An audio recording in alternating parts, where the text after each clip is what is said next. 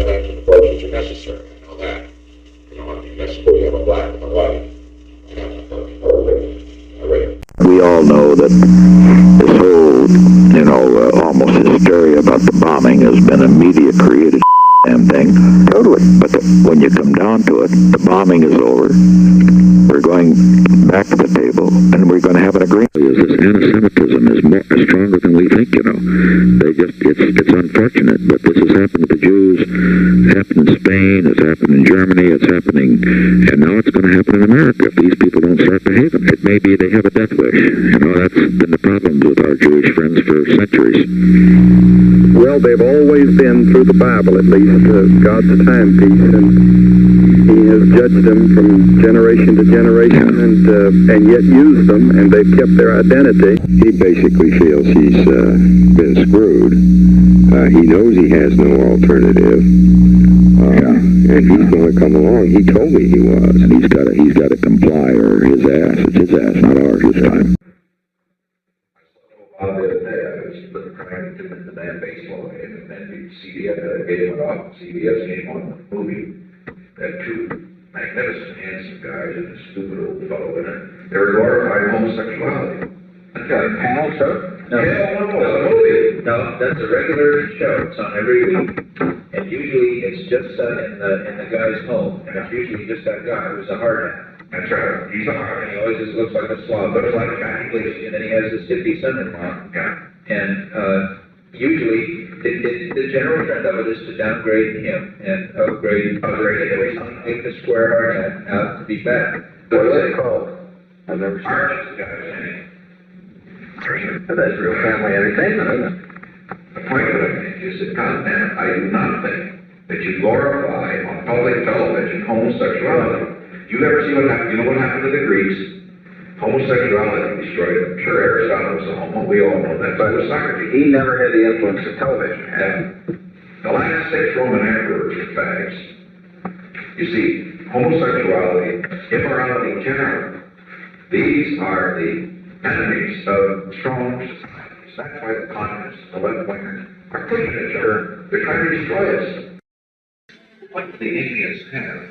It takes even a key to crush a 70-year-old. That's the first matter, Mr. President. They are masters at flattery. They're masters at subtle flattery. That's how they survived 600 years. And they suck up. Their great skill is to suck up to people in key positions. Undoubtedly, the most unattractive women in the world are the Indian. Undoubtedly. I've never seen my wife. Most sexless, none people. I mean, people say, what about the black Africans? Well, you can see something of vitality there. I mean, they have a little animal-like charm. But God, those Indians, apathetic. Right.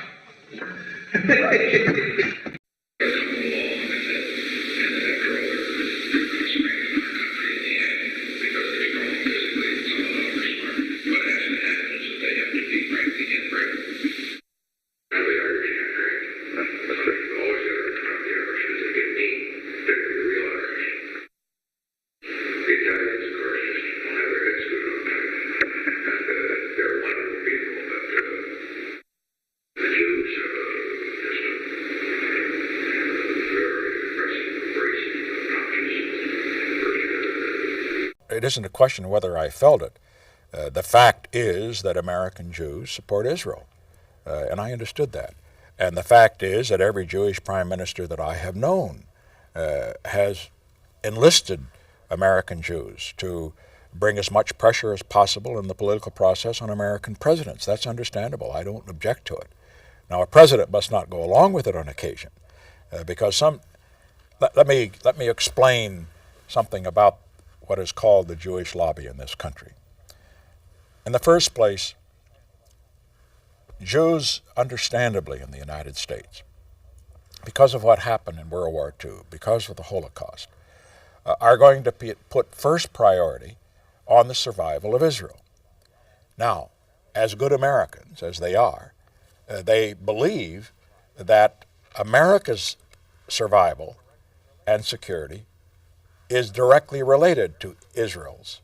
In other words, their belief is that being for Israel first means that does not mean you're putting America second, because they think it goes together. An American president, however, has to approach it in a different way, in my opinion. He's got always to think first of what is best for America, and that's true whether it has to do with the Israelis or whether it has to do with the Irish or the Germans or what have you, or the Poles, etc. Usually what is best for America is also best for Israel and vice versa. But on occasions, for example, an American president must make a decision that does not in effect give the Israelis a blank check.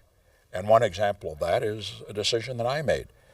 I decided early on in our administration that we were going to seek good relations with Egypt and others of Israel's neighbors. Many of my Israeli friends didn't like that because they wanted a special relationship with Israel and Israel only. But I have always said that Israel's interests are better served to have the United States a friend of Israel's neighbors and potential enemies than to leave a vacuum which the Soviet Union would fill. I still believe that, and I think that should be American policy today.